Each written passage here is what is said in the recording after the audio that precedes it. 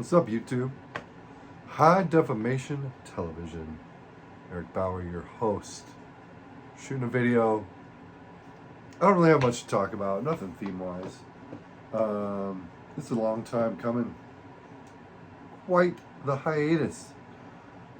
We're not going to dwell on that. I just pulled some records together. This is mostly off of the now spinning shelf, which is like this chaos here, and some off camera that you can't see. It's a lot. Not all brand new buys, but all sort of recently acquired. I grabbed a few 7-inches, some 45s, and some LPs. So I don't know. Let's start with the small records, I think. I had a birthday not too long ago, last month, almost 2 months ago now, and I ran up to a local shop. It's not super local. It's kind of a drive. It's I don't know, about 30 minutes from where I live, if traffic's not garbage. And at the time of the day that I went, traffic was not, in fact, garbage. Dude that I've known for a long, long time, running the shop. Coincidentally, I went up there on my birthday, and I came home with some shit.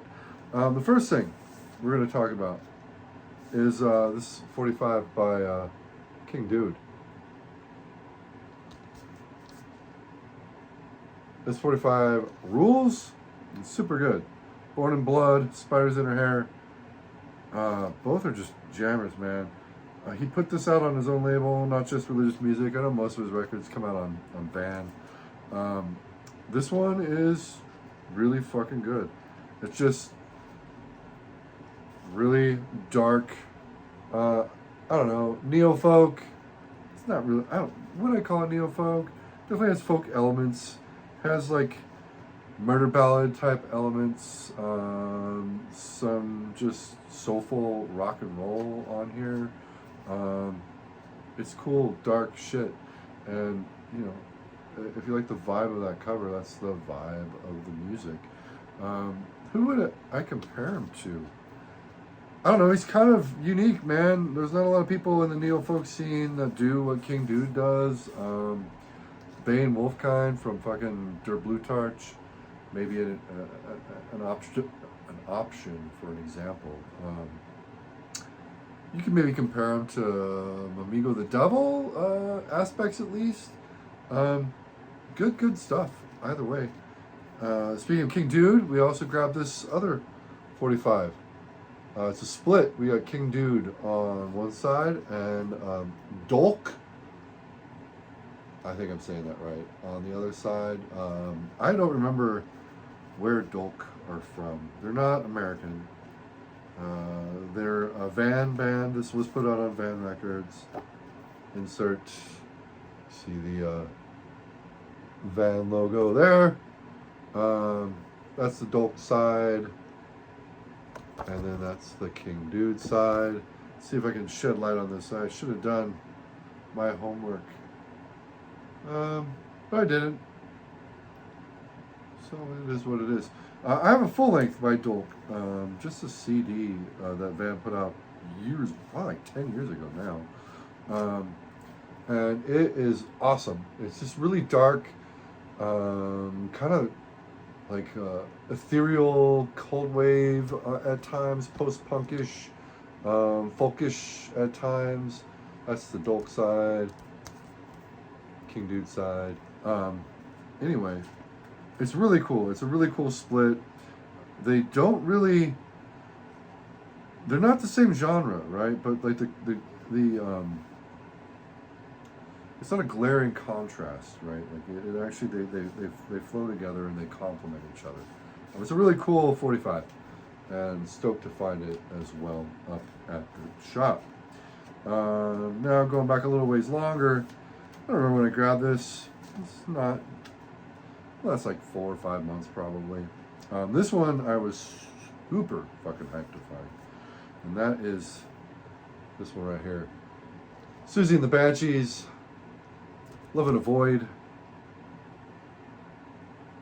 Mittagießen. I don't speak German, so my probably pronouncing that incorrectly. There's the back.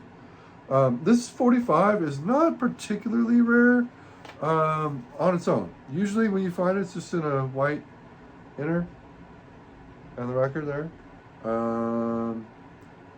With a picture sleeve though, I don't know. I don't remember the last time I've ever seen one of these come up with a picture sleeve. And this was at a shop that I passed by on my way to work every fucking day that I go. So I was super stoked on this. Love and Avoid's probably my favorite Susie song. Mittagießen is awesome as well. Just a really cool single. And again, with the picture sleeve, like super stoked to have this and add this to the Susie collection, which gets bigger by, well, every month that I'm collecting, the Susie collection gets bigger. Let's just say that much. The last 45, probably again, last 4 to 6 months that I picked this one up. And this one's also really cool. Not super rare. It's a comp on a 7-inch, 4 bands. There's the cover. Compilation for Atonement. It's got Integrity, State of Conviction, Psy Warfare, and Rape Whistle.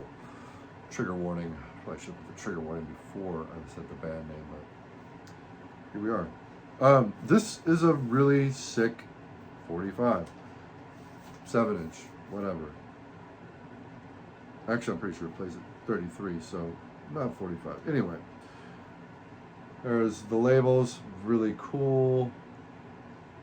There's that, also really cool. This came out.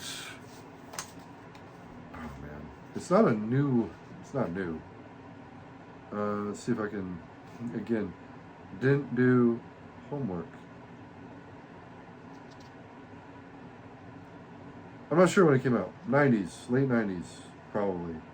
The Integrity track on here is on Seasons and Size of Days, I believe. So, however old that record is. I should know that because I've been listening to it weekly at this point for homework, we'll just say. Anyway, really cool interior, inner. It's got like a little book.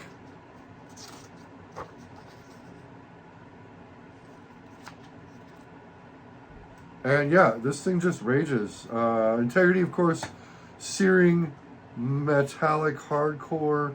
The youth crew killer, as people like to say, and Dwid would deny. State of Conviction, another seriously sick hardcore project. Psy Warfare is Noise Project. Dwid is behind. They have 2 tracks on here, and then Rape Whistle, which is just some really fucked up hardcore. It's cool. It's a cool record. Really stoked to have it. Awesome stuff. And that does it for the 45s that I pulled. So the 12 inches. We're going to start with something that I was super stoked to find, and not super well known, probably, at least not this release. Megaton Leviathan. 2009, that's a demo from 2009. Silk-screened cover. Megaton Leviathan, band out of Portland, Oregon. There's the back. It's got a track listing, but it's hard to read. Nothing on the inside, and some cool labels. If you can read that. Lighting's not great in here, so I apologize for that. Megaton Leviathan, what to say about this band? They are a really, really rad atmospheric doom band. Not like epic doom, but like droney, sludgy doom. Really, really heavy.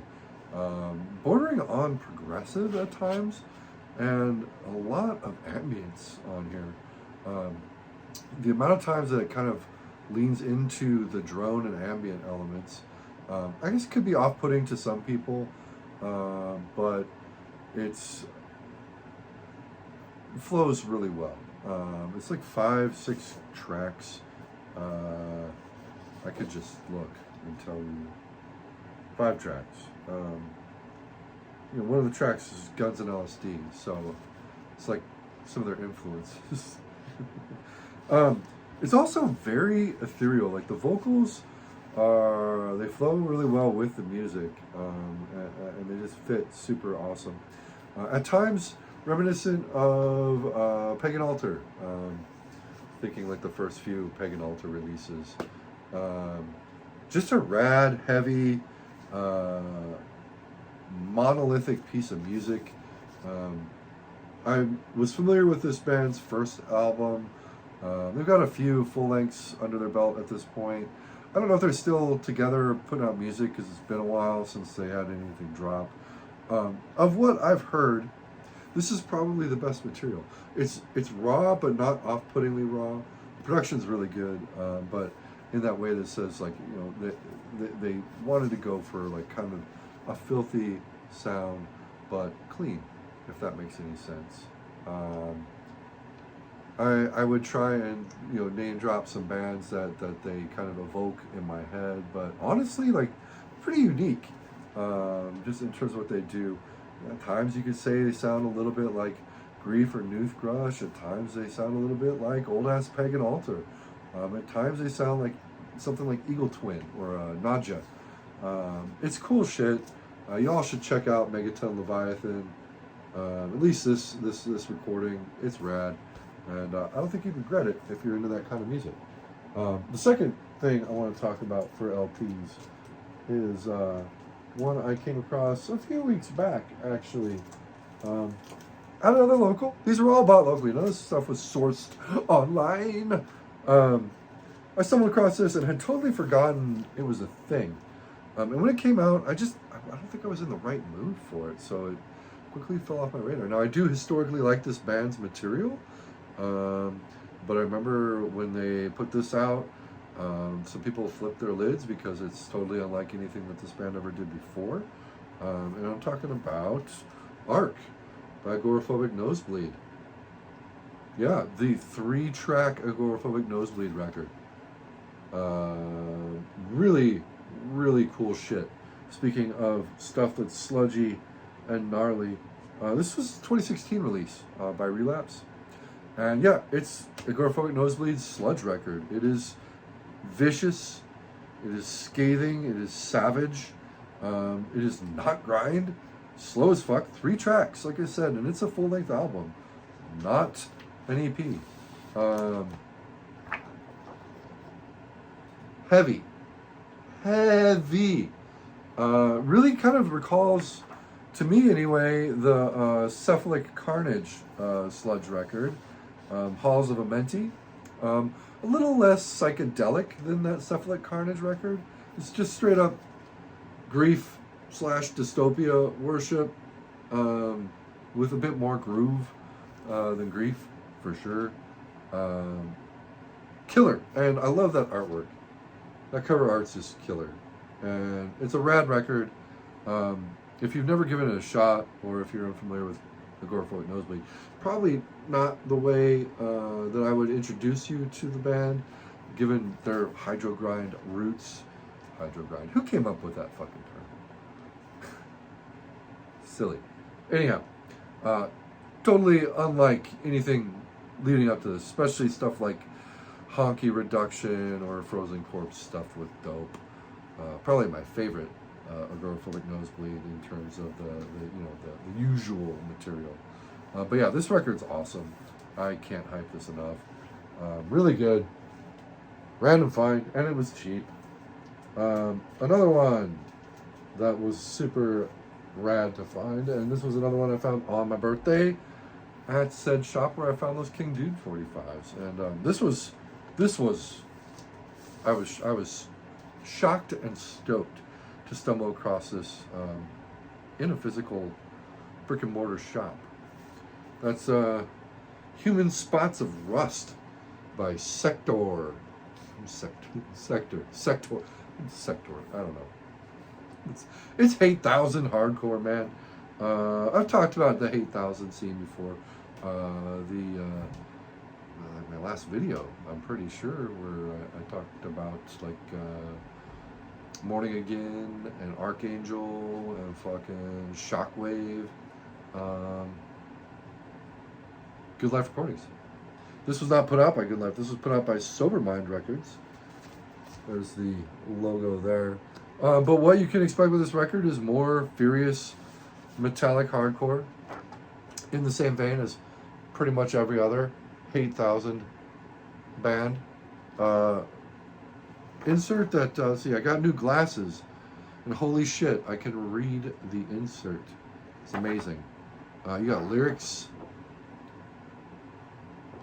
This is just rad. It's awesome. It's kind of like, it's not as thrashy, or as close to like death metal as like a band like Deformity, but it's fucking rad. It's a bit more angular, a bit more jarring, a bit more raw.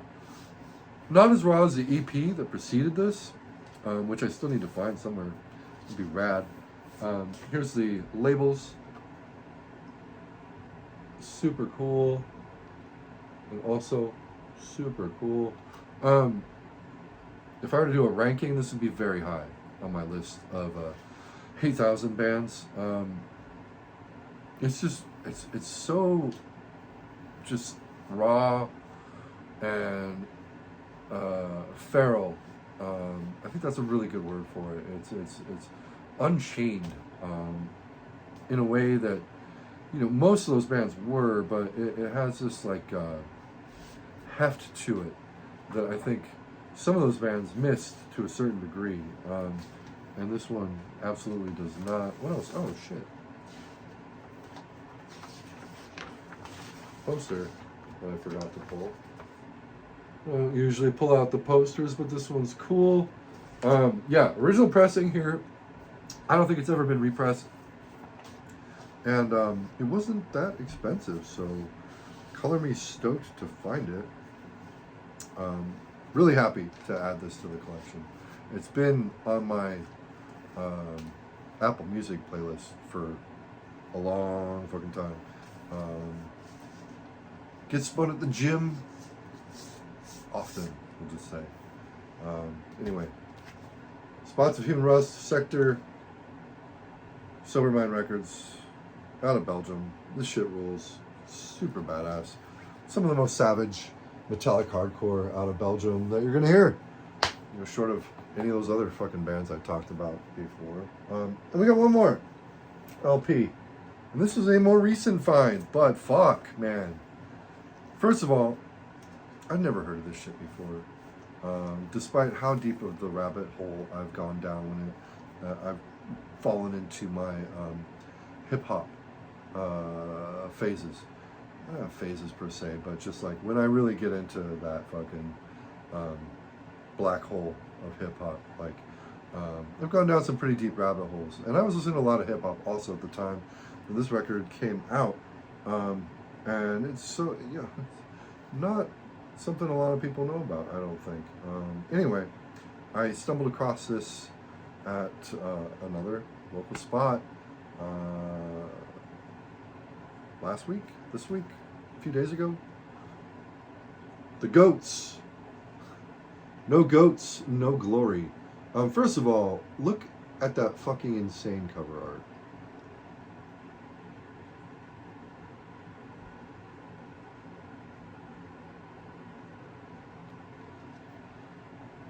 There's the back. Not as insane. You got the group. So the first thing that really caught my eye on this record was that it was put out by Columbia and Rough House, 1994, Philly, in terms of where it came from. Got printed inner. There's the guys again. And then you've got a plethora of thanks lists. Each dude has his own thanks list. Man, track list is awesome on this. Again, I was not familiar with this project, but if if you like shit like Master Ace Incorporated, especially the Slaughterhouse album, which in my opinion is one of the best posse rap cuts of the 90s period. Like, that record's a masterpiece and essential if you're at all into hip-hop of the underground variety. This is really going to hit kind of a similar spot. It's got just those awesome beats. One of the things that I really think is cool about this record is that there's a live bass, and I think at times live guitar, which is, yeah, live guitar. Awesome. So it's definitely got that like almost like rock vibe, but they don't try and do that crossover shtick. They're never trying to do like metal rap or like rock rap.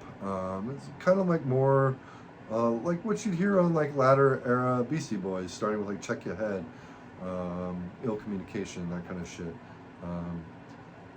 It's a rad record, man. It's fucking just full to the brim with like 90s references, like fucking Married with Children references, tons, you know, of course they're potheads. They've got tracks like Wake and Bake, Philly Blunts. These tracks are so good. I gotta do a shout out to the track Mutiny. That fucking song rules. Probably my favorite cut on the album. It's rad, man. This is a killer hip hop record. Really cool example of early to mid 90s indie hip hop, especially, even though, like I said, it was put out by Columbia and Rough House. Record itself, it's on black, but the labels are fucking cool. Let's see. You got the Rough House, Columbia labels. Super awesome. I was so stoked that this was A, not a bad record, and B, that it was as good as it is. Like, I can't believe I missed this back in the day. Again, references, Master Ace Incorporated, The Alcoholics is probably another good reference for these guys. It's just a fun record, really raucous, but also just like, I'm pretty pissed off at times, man. Like I said, listen to Mutiny, man. That cut fucking rules. But they're all good. There's not a bad cut on here. Some people might get bored with the track Revolution 94. It's mostly samples and it's like 8 minutes long. But I think it fits.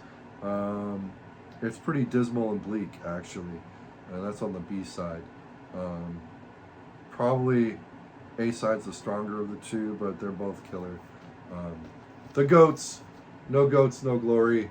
Again, just bask in the glory of that cover art. It's killer. And that's all I've got. Got some projects on the way that I guess I'll talk about briefly. We don't have a set date, I think, but it's coming up. It's going to be a collab video with yours truly, Mike Seatown, Pat from Ground Zero Salem, and I believe Mr. Hook from Jason Hook's channel. Jesus, what was his? I don't know how I forgot the name of his channel. Get Into It with Jason Hook. That was the channel. Maybe making a reappearance as well. We're going to be talking about some really cool shit that's near and dear to our hearts. Maybe a thumbnail coming up for that on, I don't know which channel is going to host it. Maybe mine, but mine's probably going to get the least amount of traffic, so we'll see. It's going to happen, though. I think we're shooting for the 20th of this month, but that could be subject to change. Anyway, that's all I've got tonight. I'm going to keep it short-ish and leave you all to your own devices. Be cool to each other. Be cool to yourselves. Don't be shitty. And keep it real. Later, YouTube.